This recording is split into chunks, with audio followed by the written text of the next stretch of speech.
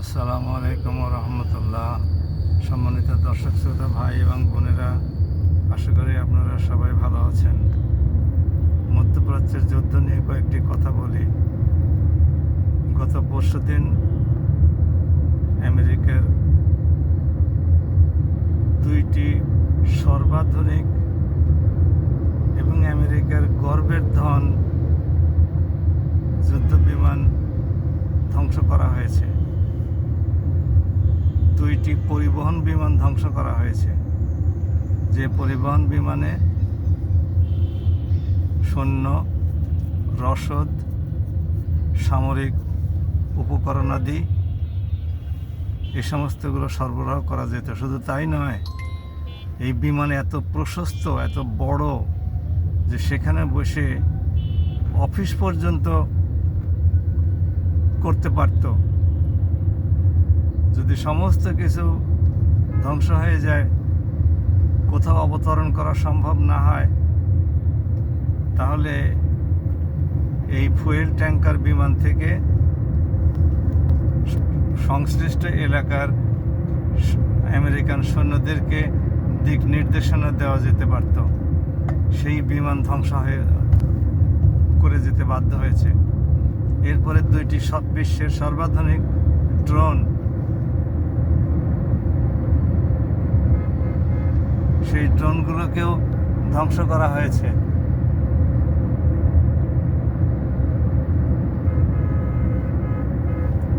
আমরা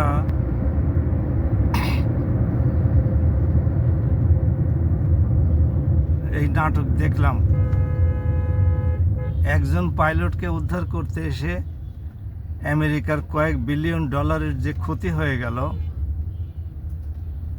এই ক্ষতি বেশি নাকি একজন পাইলটের জীবনের মূল্যই বেশি?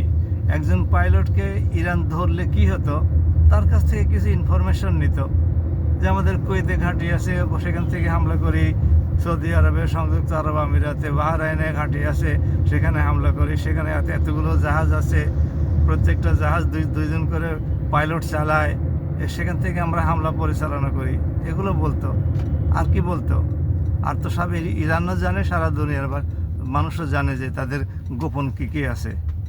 তারপরে জানতে পারতে হয়তো বা ইরান আমেরিকা আমাদের উপরে পারমাণবিক বোমা হামলা করবে কিনা। এটা ধরে নিলেই তো হয় যে ইরান পারমাণবিক বোমা হামলা করবে। কিন্তু এই মাত্র দুইজন মানুষকে উদ্ধার করতে গিয়ে এত মানুষের যে জীবনহানি, আহত হওয়া, এত সম্পদ ধ্বংস হওয়া, এগুলো আমেরিকার জন্য কতটুকু যৌক্তিক হয়েছে আমাদের বোধগম্য নয়। যে দুইটি হেলিকপ্টার ধ্বংস করা হয়েছে, সেই হেলিকপ্টার দুইটিতে কোনো পাইলট ছিল না? পাইলট তো ছিল, সেনা সদস্য ছিল না। একজনকে উদ্ধার করতে আসলে কি একজনে আসে? সে সাথে তো আরও অনেক সেনা থাকে, যারা প্যারাট্রুপার হিসেবে নিচে অবতরণ করে তাকে উদ্ধার করে নিয়ে যাবে। এরপরে যে পরিবহন বিমান, ফুয়েল ট্যাঙ্কার বিমান ধ্বংস করা হলো, সেই বিমানে সেনা সদস্য থাকে, সব কিছুই থাকে। তো সেখানে সেনা সদস্য ছিল না, ওরা কোথায় গেল? যে হেলিকপ্টার দুইটা উদ্ধার করতে এসেছিল, সেই হেলিকপ্টার তো ধ্বংস হয়েছে, তো উদ্ধার তো করতে পারে নাই। ওরা কোথায় গেল? ইরানও মুখ খুলছে না, আমেরিকাও হাততালি বাজাচ্ছে যে তারা সব কিছু উদ্ধার করে একেবারে আমেরিকার সম্মান উদ্ধার করে ফেলেছে। আমরা এই সমস্ত নাটকগুলো মঞ্চস্থ হতে দেখলাম। আমরা আসল যে নাটকের ভিতরের রহস্য, এগুলো কিছুই জানলাম না। আমাদের জানার অত আগ্রহও নাই। আমরা যে বিষয়টি নিয়ে এখন গুরুত্ব সহকারে কথা বলতে চাই, সেটা হচ্ছে এই আগামী মঙ্গলবার, মানে আগামী কালকে আমেরিকা ইরানের উপরে নাকি এমন হামলা করবে যে ইরানকে নাকি তারা জাহান্নাম দেখাবে এবং প্রস্তর যুগে ফিরিয়ে দিবে। আমেরিকার এই হুমকিটি নিঃসন্দেহে ভয়ঙ্কর, ভীতিকর এবং ওই অঞ্চলের ধ্বংসের জন্যে একটা বড় হুমকি। যদি ইরানে এমন কোনো হামলা পরিচালনা করা হয়, ইরানকে প্রস্তর যুগে পাঠানো সম্ভব। আমেরিকার জন্য এটা অসম্ভব কিছুই না। পারমাণবিক বোমা গোটা কয়েক মারলে পরে ইরান প্রস্তর যুগে চলে যাবে।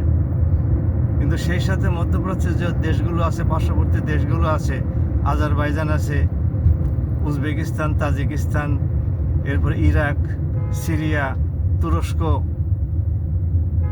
এই সমস্ত দেশ, ইউক্রেন, ওদেরই পক্ষভুক্ত দেশ। আর গালফ কাউন্সিলের যে 6টি দেশ 7টি দেশ আছে, এরাও তো এফেক্টেড হবে, কারণ সমুদ্রের ওই পারিত হলো এই সমস্ত দেশগুলো, কাজেই তারাও ক্ষতিগ্রস্ত হবে। আমরা এই ব্যাপারে খুব ভীত সন্ত্রস্ত আছি। আল্লাহ রাব্বুল আলামিন ইরানের ভাগ্যে কি লিখে রেখেছেন আমরা জানি না। ইরানের রেজিম চেঞ্জ করতে এসে সাধারণ নাগরিকদেরকে এভাবে হত্যা করা, এটা অবকাঠামো ধ্বংস করা, এটা আমরা কোনো অবস্থাতে মেনে নিতে পারি না। যুদ্ধ হবে, কিন্তু সাধারণ নাগরিকদেরকে হত্যা করা হবে, স্কুল কলেজ বিশ্ববিদ্যালয়ে হামলা করা হবে, সরকারি ভবনগুলো ধ্বংস করা হবে, হাসপাতাল, বিদ্যুৎ ট্রান্সমিশন প্লান্ট, পানি বিশুদ্ধকরণ স্থাপনা, এগুলো আমরা কোনো অবস্থাতে মেনে নিতে পারি না।